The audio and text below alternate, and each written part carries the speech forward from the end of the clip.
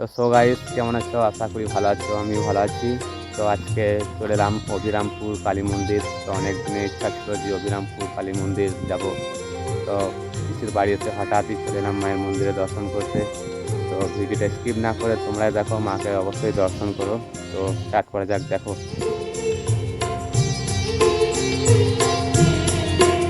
আমায় একটু জায়গা দাও মায়ের মন্দিরে বসি,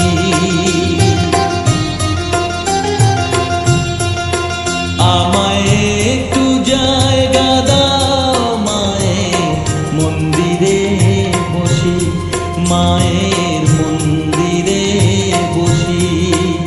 আমি অনাহুত একজন, আমি অনাহুত একজন, অনাহুত একজন, অনেক দোষেতে দোষী।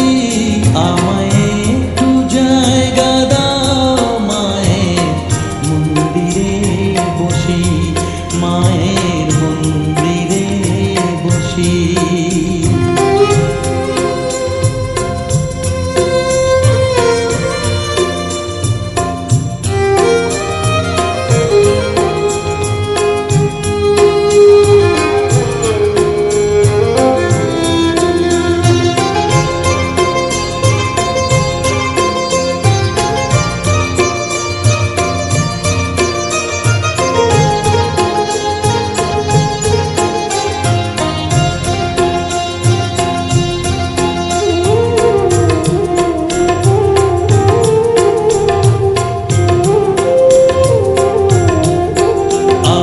সবার পিছনে থাকবো, শুধু মনে মনে মাকে ডাকবো।